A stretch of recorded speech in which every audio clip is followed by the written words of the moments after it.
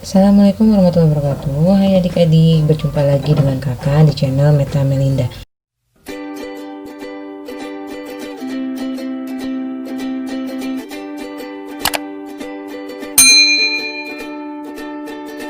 Pada video kali ini kakak akan membahas materi tentang tekanan yang part 2 ya, meneruskan tekanan part 1 yaitu pada pertemuan yang lalu tekanan pada zat padat. Hari ini kita akan membahas tekanan pada zat cair.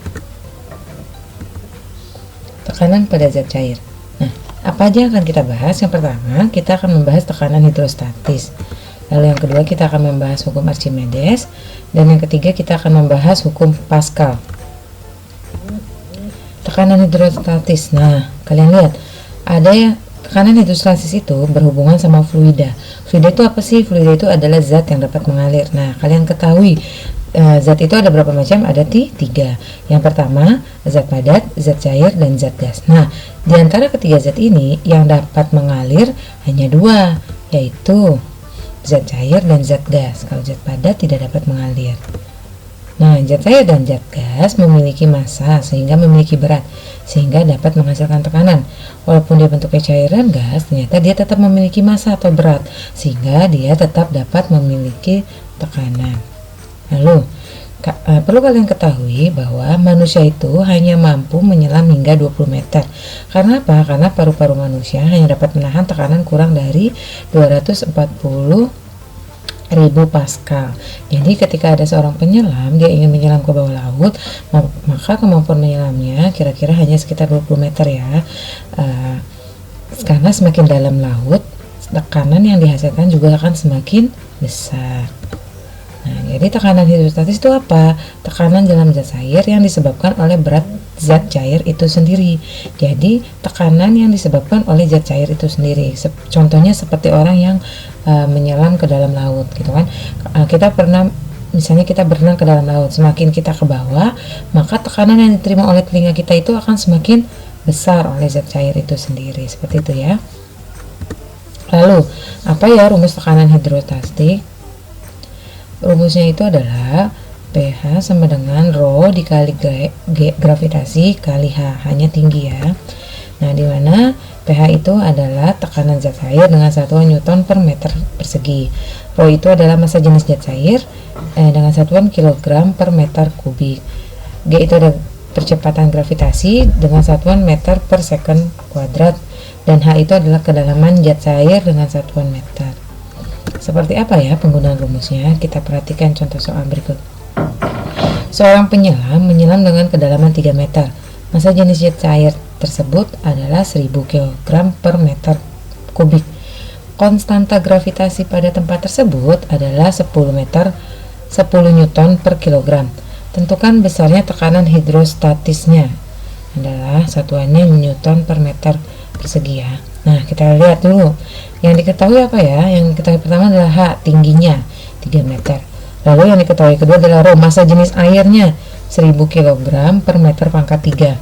Lalu yang ketahui kedua adalah gravitasi, percepatan gravitasinya 10 Newton per kilogram. Lalu yang ditanya, tentukan tekanan hidrostatisnya. Berapa ya? Sekarang kita jawab.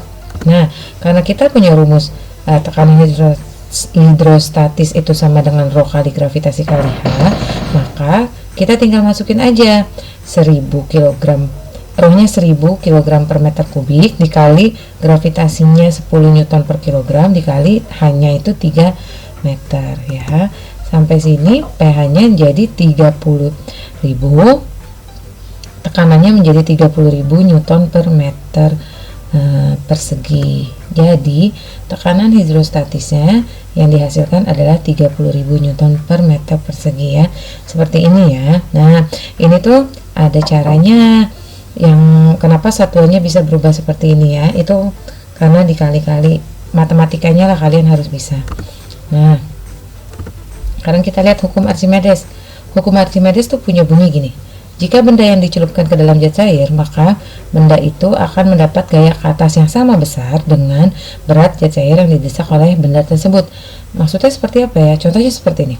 Ketika kalian lihat bak mandi, ketika bak mandi itu besarnya setengah, Tapi ketika kalian masukkan badan kalian ke dalam bak mandi tersebut, maka ada banyak air yang tumpah keluar. Itu diakibatkan oleh gaya ke atas yang didorong oleh zat cair tersebut dengan berat yang sama dengan benda yang masuk ke dalamnya, seperti itu ya.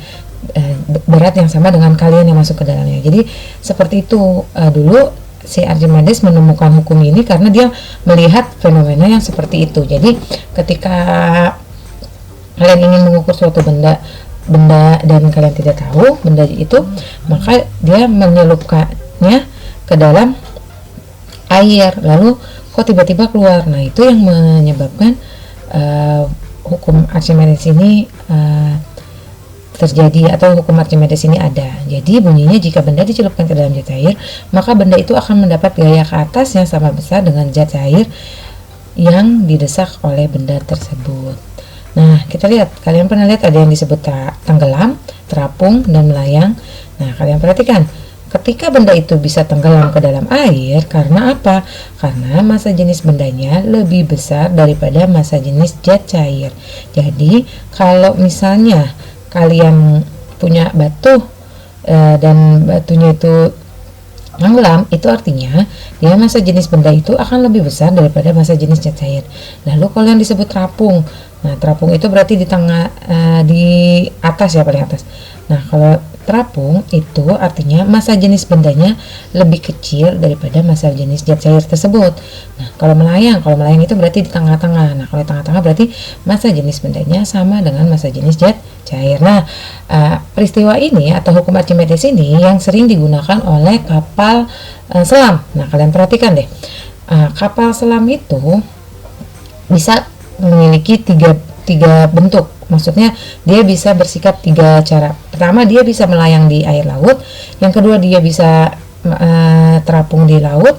Dan yang ketiga, dia bisa tenggelam atau dia sampai ke dasar bawah. Itu dia menggunakan hukum Archimedes. Jadi ketika dia ingin terapung, maka dia mengecilkan massa jenisnya dia dengan cara mengeluarkan semua air yang ada di dalam kapalnya. Jadi kapalnya didesain untuk dapat menampung air. Jadi ketika kapal selam itu turun ke dalam laut, maka dia memasukkan air laut sehingga membuat massa jenis dia lebih berat daripada massa jenis air laut tersebut, sehingga berat dia tenggelam. Nah, ketika dia ingin naik lagi ke permukaan, maka dia buang kembali air yang ada di dalam kapalnya dia, membuat massa jenisnya si benda ini lebih kecil daripada massa jenis zat cair. Melayang pun sama, dia buat posisinya sama massa jenisnya dengan massa jenis air laut tersebut, maka si kapal selam ini bisa tenggelam, bisa terapung, dan melayang. Nah, kalian perhatikan kenapa kalau kapal laut dia tidak tenggelam, padahal ketika kalian ketika kalian melempar besi atau baja, maka ke dalam laut pasti dia akan tenggelam ke bawah kan, karena dia didesain membuat massa jenisnya lebih kecil daripada massa jenis air laut, sehingga dia bisa terapung, seperti itu ya. Nah, kita lihat hukum Archimedes, rumus Archimedes. Rumus hukum Archimedes apa ya? Fa, gaya apung, itu sama dengan rho kali gravitasi kali volumenya. Nah, kita lihat keterangannya. Fa atau gaya ke atas yang tadi yang saya bilang, bahwa dia memiliki gaya yang ke atas. Lalu V itu volume zat cair yang dipindahkan. Jadi volume zat cair yang dipindahkannya itu berapa? Rho itu massa jenis zat cair, G itu konstanta atau konstanta gravitasi atau percepatan gravitasi meter per sekon kuadrat, seperti itu. Nah, lalu penggunaan prinsip Archimedes seperti yang tadi Kakak sebutkan, dia digunakan oleh kapal laut, yang kedua oleh galangan kapal, yang ketiga hidrometer, yang keempat jembatan jembatan ponton, dan yang tadi itu kapal selam. Nah, lalu contoh soal. Diketahui sebuah benda dengan volume 0,5 meter kubik tercelup seluruhnya ke dalam zat cair yang massa jenisnya 1500 kg per meter kubik. Jika percepatan gravitasinya 10 meter per sekon kuadrat, maka benda akan mengalami gaya ke atas sebesar. Nah, diketahui volumenya 0,5 meter kubik. Lalu diketahui lagi rho-nya 1500 kg per meter pangkat 3 atau meter kubik. Nah, gravitasinya 10 meter per sekon kuadrat. Lalu yang ditanya, berapakah gaya apung ke atasnya? Nah, kalian masukin aja rumusnya. Gaya FA sama dengan rho kali gravitasi dikali V. Nah, kita masukkan angkanya masing-masing. Rho-nya 1500 kali gravitasinya 10 kali V-nya 0,5. Setelah ini kalian kali, maka kita dapat FA-nya sama dengan 7500 Newton. Jadi, gaya ke atas sebesar 7500 Newton. Seperti ini ya.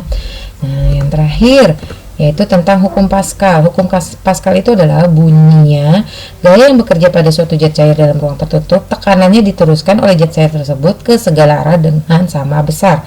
Nah, kalian pernah perhatiin nggak di bengkel ketika kalian cuci mobil atau lihat bengkel yang mobilnya bisa naik ke atas, padahal menggunakan pipa yang lebih kecil, tapi dia bisa mengangkat beban mobil yang ke atas.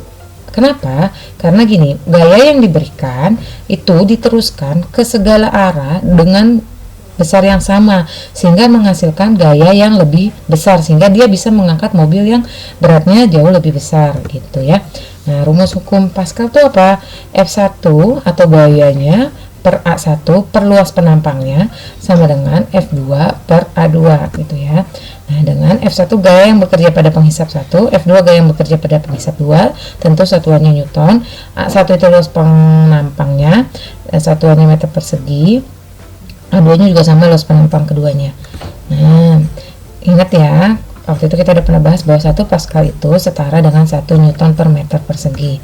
Nah, kalian lihat alat-alat yang bekerja pada hukum Pascal. 1. Dongkrak hidrolik. 2. Mesin pengangkat mobil hidrolik. 3. Kempa hidrolik. 4. Elevator hidrolik. 5. Rem hidrolik. Nah, ini semua benda-benda yang butuh untuk kayak mengangkat gitu ya. Nah, kalian perhatiin contoh soal. Sebuah dongkrak hidrolik memiliki luas penampang 1 meter persegi, akan diberi gaya sebesar 10 Newton, akan diteruskan menuju luas penampang besar yaitu 100 meter persegi. Berapakah gaya yang dihasilkan luas penampang besar? Kita lihat, diketahui luas penampang pertamanya adalah 1 meter persegi. Gaya yang pertamanya adalah 10 Newton. Luas penampang yang keduanya adalah 100 meter persegi. Lalu yang ditanya adalah berapakah gaya yang keduanya? Nah, kita masukkan saja rumusnya. F1 per A1 sama dengan F2 per A2. Nah, kita masukkan angkanya. F1 10, A1 nya 1 meter persegi, F2 nya yang ditanya, dan A2 nya 100 meter persegi. Lalu kita kali silang. Jadi 10 dikali 100, F2 dikali 1, seperti itu ya. Lalu angka satunya pindah ke bawah, jadi 10 kali 100 per 1. Lalu ya, kita dapat F2 nya sama dengan 1000 Newton. Nah, maksudnya apa? Lihat ya, ketika gaya yang dikasih semua 10 Newton, tapi ternyata gaya yang dihasilkan bisa mencapai 1000 Newton. Makanya dongkrak hidrolik itu kecil, tapi dia bisa mengangkat beban mobil yang lebih berat, karena gaya yang diberikan hanya 10 Newton, tapi dia bisa menghasilkan gaya 1000 Newton. Itu penggunaan dari hukum Pascal. Seperti itu. Jadi gaya yang dihasilkan penampang besar adalah 1000 Newton. Nah, terima kasih kalian telah menonton video kali ini. Jangan lupa like, komen, dan subscribe, dan jangan lupa bunyikan lonceng notifikasinya. Sampai ketemu lagi di next video selanjutnya. Assalamualaikum warahmatullahi wabarakatuh.